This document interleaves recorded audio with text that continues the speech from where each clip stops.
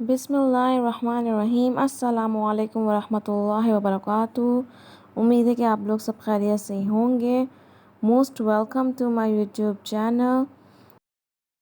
तो आज हम बनाएंगे मसूर की दाल। कुछ लोग इसे सिर्फ लाल दाल भी कहते हैं। बहुत ही आसान होती है बनाना, बहुत ही मज़े की होती है। इसमें कुछ ज़्यादा ख़ास इंग्रेडिएंट्स भी नहीं चाहिए जो हर घर में मौजूद होते हैं।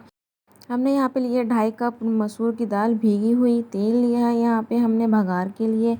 ये ज़ीरा है, साबुत ज़ीरा सफ़ेद जो होता है, नमक है, लाल पिसी मिर्चें हैं, हल्दी पाउडर है, लाल कुटी मिर्चें हैं और ये साबुत गोला मिर्चें हैं और लहसुन है जो हमें भगार में यूज़ करना है। इसे बारीक बारीक काट लेंगे। क्या चीज़ कितनी डलनी है हम इस मसूर की दाल में, उसकी क्वांटिटी आपको वीडियो में साथ साथ बताती रहूँगी। वीडियो में साथ साथ रहिएगा, कोई भी चीज़ कोई भी स्टेप स्किप मत कीजिएगा। अच्छा, यहाँ पे मैं अपना कुकिंग ऑयल जो यूज़ करती हूँ वो मस्टर्ड ऑयल यानी कि सरसों का तेल यूज़ करती हूँ, जो कि बहुत अच्छा होता है। तो बस चलते हैं अपनी रेसिपी की तरफ, जो कि बहुत ही मज़ेदार बनने वाली है इंशाल्लाह। तो पतीली गर्म करने के बाद हमने यहाँ पे अपना 1/2 कप जो है ना वो तेल डाला है और उसमें लहसुन कड़कड़ा लेना है अच्छी तरह। और तकरीबन 8 से 10 जवे मैंने यूज़ करे थे और 5 से 6 गोला मिर्चें काट के यूज़ करी हैं। इसमें कड़कड़ाने के बाद हमने 1 चम्मच ज़ीरा डाला है, 1 टीस्पून। उसके बाद हमने अपने खुश्क मसाले ऐड करने हैं, जिसमें 1 टीस्पून हमारी हल्दी जाएगी और 1.5 टीस्पून हमारा जो है नमक जाएगा। हस्ब जाएगा, अपने हिसाब से कम या ज़्यादा भी कर सकते हैं। 1 टीस्पून हमारे पास लाल मिर्चों का पाउडर जाएगा और 1 टीस्पून ही कुटी मिर्चें जाएंगी लेवल्ड। ज़्यादा भर भर के नहीं डालिएगा, 1 टीस्पून का हिसाब बिल्कुल परफेक्ट रहता है। तो बस इसको हमने पानी डाल के अच्छी तरह भून लेना है मसालों को। मैंने यहाँ पर स्क्रीन पे जो है साइड में हर चीज़ मेंशन कर दी है मसालों की कि कितने टीस्पून क्या है, ताकि कोई भी मिस्टेक ना हो।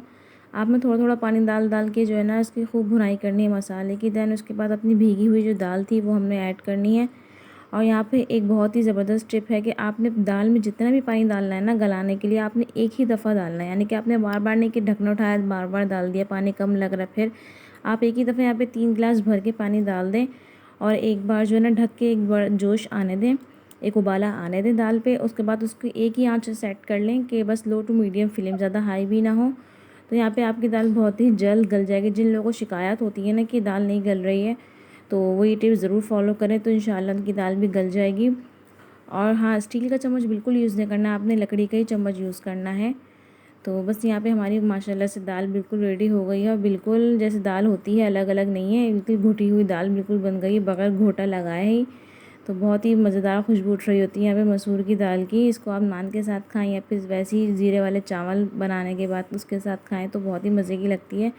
तो बस अब बारी है यहाँ भगार की। यहाँ हमने कुकिंग ऑयल यूज़ करा है, कड़ी पत्ते हैं 8 से 10, लहसुन है, गोला मिर्चें, ज़ीरा और ऊपर गार्निश के लिए जो है ये हरा धनिया काट के रखा है हमने। और देसी घी तो मैं ज़रूर यूज़ करती हूँ दालों में भगारों के लिए, उससे तो वो बहुत ही मज़ेदार कोई फ्लेवर आ जाता है दालों में।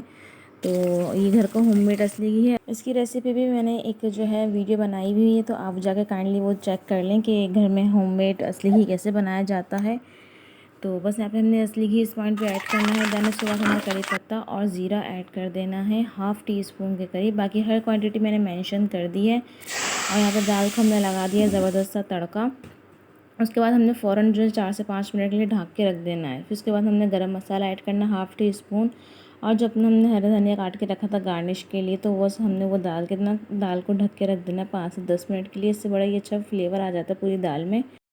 बस फिर दाल रेडी हो गई है। हमने यहाँ पे अपनी दाल को अपनी सर्विंग डिश में निकाल लेना है, जो कि बहुत ही मज़ेदार बनती है। आप लोग भी ज़रूर ट्राई कीजिएगा इस रेसिपी को, मज़ा ज़रूर आने वाला है आप सबको इंशाल्लाह। उसके साथ आप सैलेड बनाएं, अचार बनाएं, चटनी बनाएं या हरी मिर्ची फ्राई करें तो बहुत ही मज़े की लगती है। आप इसको नान के साथ खाएं, चावलों के साथ खाएं और ज़रूर फीडबैक दीजिएगा मुझे। अगर आप मेरे चैनल पर अभी तक नए हैं तो इसे सब्सक्राइब करके ज़रूर जाइएगा। अपना रखिएगा बहुत सारा ख्याल। अल्लाह हाफ़िज़।